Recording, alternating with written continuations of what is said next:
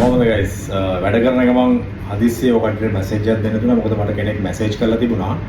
මම ඊයේ දැම්ම ඔකට දන්නවා ෆ්‍රීලාන්ස් වීසා එකේ කතන්දරේ අවුරුදු දෙකේ කතන්දරේ එක්කෙනෙක් ඇවිල්ලා අපේ ඉන්ටර්විව් එකට එයාට වැඩේ කරගන්න බැරිනවා. මොකද එතන ප්‍රශ්නක් තිබ්බා. ඊයේ දාපු වීඩියෝ ගිහලා බලන්න ඔකට ඒවා ගන්න පුළුවන්. ඒකට කමෙන්ට් එකක් තියලා දාලා තිබ්බා එක්කෙනෙක් මම කියවනම් හොඳට මේක අහගන්න. මේක ඔකට සෑහෙන්න වැදගත් වෙන විශේෂ පණිවිඩයක්. හරිද? එයා කියලා තියෙනවා මල්ලි මගේ හස්බන්ඩ්ගේ යාළුවෙක් ඊයේ ඩිපෝට් කරලා ඩුබායි පොලිසියෙන්. හරිද?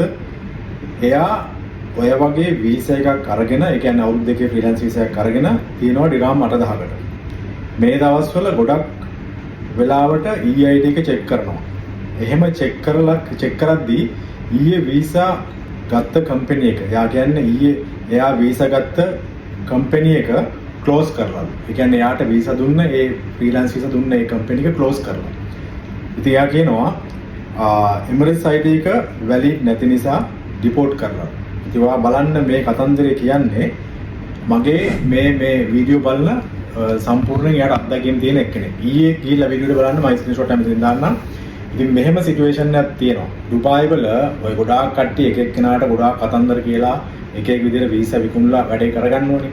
ඒකට කිසි ගැටලුවක් නැහැ. කැමති අය ගන්න අපිට අදාළ නැහැ. අපිට වැඩකුත් නැහැ. වලට මේ වගේ දේවල් මිනිස්සු අපිට කියද්දී මම මේවා සමාජයට දෙද්දී ඒ සමාජයේ ඉන්න ගොඩක් අයට කේන්ති යනවා. කරන්න දෙයක් නැහැ.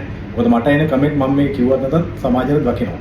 අනිත් එක ගොඩක් දෙයක් තමයි guys මේ ඩුබායි වල මොන විදියට රඟාගෙන හිටියත් මේ හොඳට තේරුම් ගන්න වරදින්න යන්නේ බොහොම පොඩි වෙලාවයි. ඉසකෙස් ගහක දෙයක් තරම් ඇති. වැරදුන ගමන් අකුලගෙන යන්න වෙනවා. ඔක්කොම කතන්දර ඉවරයි.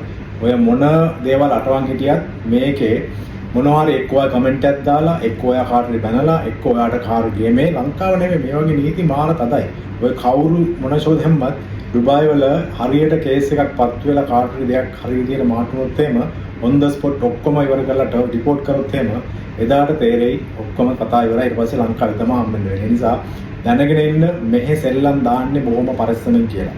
මම මේ වැඩ කරන තැන මට එන දවසින් දවස කේස් ඔකට දන්නවා. මම ඔකට කියන්නේ අත්දැකීම් කරගන්න බොහොම පරිස්සමෙන් ඔකට දන්නේ මෙහි තියෙන නීතියේ තියෙන සංවේදීකම හරි විදියට ඒවා පත් වුණොත් එහෙම ලොවෙත් නෑ ඉන්නම් නැහැ. ඒ නිසා පරිස්සමෙන් මේ කතන්දරේ ඔය වීසා වල ඉන්න අය පොඩ්ඩක් බලන්න ට්‍රේඩ් ලයිසන් එක ඇක්ටිව්ද කියලා. ඇක්ටිව් නැත්නම් කරුණාකරලා ටක් ගාලා හොඳ කම්පැනියක් හොයාගෙන කම්පැනියට මාරු වෙලා ඔයාගේ වීසා එක ගහගෙන කම්පැනි එකෙන් හරි විදිහට ඉන්න.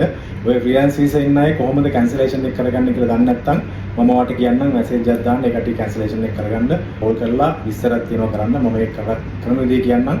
පරිස්සමෙන් සන්තෝෂයෙන් ආය හම්බෙමු. මේක දැනගෙන ඉන්න අපිටම ෂෙයා කරන්න. ආයෝ